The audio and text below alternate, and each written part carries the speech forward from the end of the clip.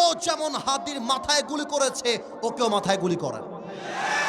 দেখবেন ওই রকম খুনি ডাকাত বাংলার মাটিতে আর জন্মগ্রহণ করবে না। আপনারা দেখেছেন গতকালকে ওসমান হাদিকে রাস্তার ভেতরে কেমন করে গুলি করা হয়েছে। আমি বলতে চাই, ওসমান হাদির মতো যুবকদেরকে যদি দেশে বাঁচিয়ে রাখতে চান, গণতান্ত্রিক আইন দিয়ে হবে না, ব্রিটিশ আইন দিয়ে হবে না, আল্লাহর জমিন দিয়ে, আল্লাহর আইন দিয়ে দেশ চালু করতে হবে। যুবক ভাইরা আমার, আপনি কোরআন দিয়ে আইন পাশ করেন। কোরআন কি বলছে দেখেন, দেখেন কোরআন বলতেছে যে তোমার চোখ তুলবে তার চোখ তুমি তুলে ফেলো, যে তোমার হাত কাটবে তুমি তার হাত কেটে ফেলো, যে তোমার পা কাটবে তুমি তার পা কেটে ফেলো, যে তোমার জান নেবে তুমি তার জান নিয়ে ফেলবা। এটা নামে কোরআন। হাদিকে যে করেছে ওকে 24 ঘন্টার মধ্যে গ্রেফতার করেন। বাইতুল মুকাররমের সামনে ওপেন স্লটে লক্ষ লক্ষ মিডিয়ার সামনে ও যেমন হাদির মাথায় গুলি করেছে ওকেও মাথায় গুলি করেন। দেখবেন ওই রকম খুনি ডাকাত বাংলার মাটিতে আর জন্মগ্রহণ করবে না।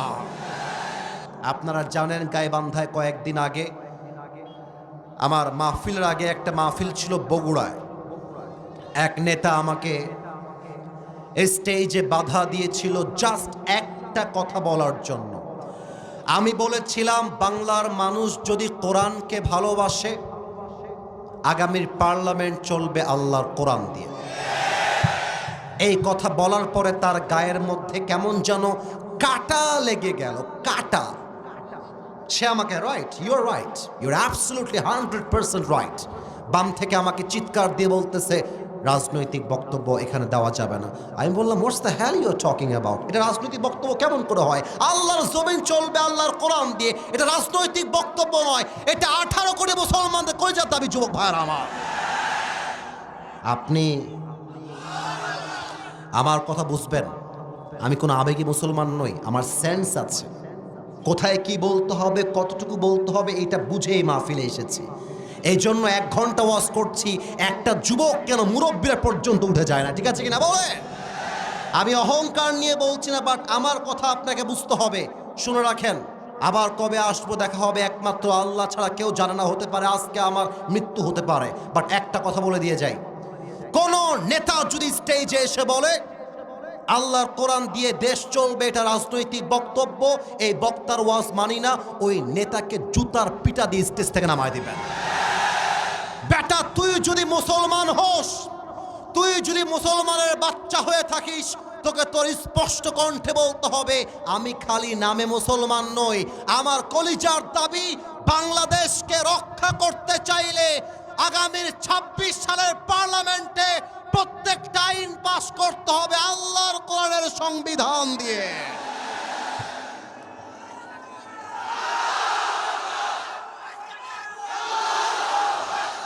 আপনারা দেখেছেন গতকালকে ওসমান হাদিকে রাস্তার ভেতরে কেমন করে গুলি করা হয়েছে। আমি বলতে চাই, ওসমান হাদির মতো যুবকদেরকে যদি দেশে বাঁচিয়ে রাখতে চান, গণতান্ত্রিক আইন দিয়ে হবে না, ব্রিটিশ আইন দিয়ে হবে না, আল্লাহর জমিন দিয়ে, আল্লাহর আইন দিয়ে দেশ চালু করতে হবে। যুবক ভাইরা আমার, আপনি কোরআন দিয়ে আইন পাশ করেন। কোরআন কি বলছে দেখেন, দেখেন কোরআন বলতেছে যে তোমার চোখ তুলবে তার চোখ তুমি তুলে ফেলো, যে তোমার হাত কাটবে তুমি তার হাত কেটে ফেলো, যে তোমার পা কাটবে তুমি তার পা কেটে ফেলো, যে তোমার জান নেবে তুমি তার জান নিয়ে ফেলবা। এটা নামে কোরআন। হাদিকে যে হত্যা করেছে ওকে 24 ঘন্টার মধ্যে গ্রেফতার করেন। বাইতুল মুকাররমের সামনে ওপেন স্লটে লক্ষ লক্ষ মিডিয়ার সামনে ও যেমন হাদির মাথায় গুলি করেছে ওকেও মাথায় গুলি করেন। দেখবেন ওই রকম খুনি ডাকাত বাংলার মাটিতে আর জন্মগ্রহণ করবে না। অতএব কথা স্ট্রেইট ফরওয়ার্ড। একটা প্রশ্ন করব এখন, রুহ যখন বের হয়ে যাবে, এটা আমার ওয়াজের last part of my speech. I'm going to finish my speech by sharing this point with all the people of Gobindaganj. এটা আমার শেষ কথা। প্রশ্ন করব, আটকে যাবেন না, বাঘের বাচ্চার মতো উত্তর দিবেন যা আপনি জানেন। আপনার লাশ যখন কবরে দাফন করা হবে, উত্তর কিন্তু 90 ভাগ ভুল আসতে পারে। So I am warning you, সাবধান করছি, বুঝে উত্তর দেন। বলেন তো কবরে মাইয়াতকে মোট প্রশ্ন কয়টা করা হবে? 4টা একজন বলেছিল, একজন 4টা বলেছে, এটা আমি শুনছি। হ্যাঁ, right answer, he is right. আমি কাউকে অসম্মান করার জন্য বলি নাই। কবরে মোট প্রশ্ন 3টা নয়, মোট প্রশ্ন কিন্তু 4টা হবে মোট। আমি প্রশ্ন করছি, উত্তর দিবেন আপনারা।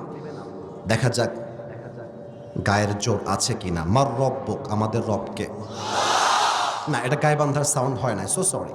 আর একবার চান্স দিচ্ছি। মার রব্বুক, আমাদের রব এক সত্তা, তিনি কে?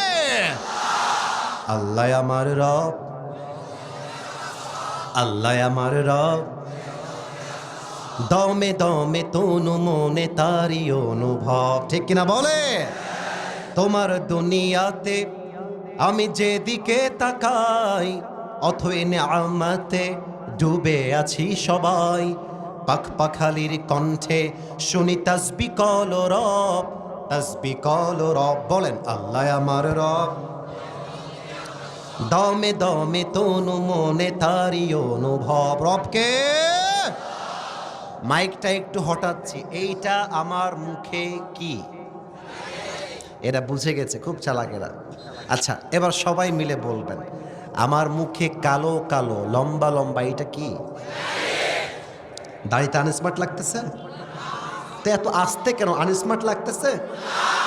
খ্যাত লাগতেছে? অসুন্দর লাগতেছে?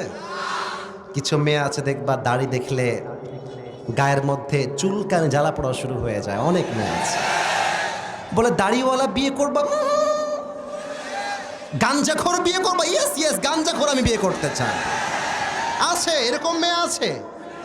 দাড়িওয়ালা দিনদার পছন্দ হয় না, গাঞ্জাখোর দেখলে ক্রাশ খায়। এগুলো নির্লজ্জ ছাড়া আর কিছুই হতে পারে না। যুবক ভাড়া আমার, বিয়ের জন্য পাত্রী দেখতে গেছে যুবক, রাগ করবেন না তো? না, আমাকে ইনশিওর করেন, রাগ করবেন না তো? তো মেয়ে বলছে ভাইয়া, বল না আপু, কি বলবেন?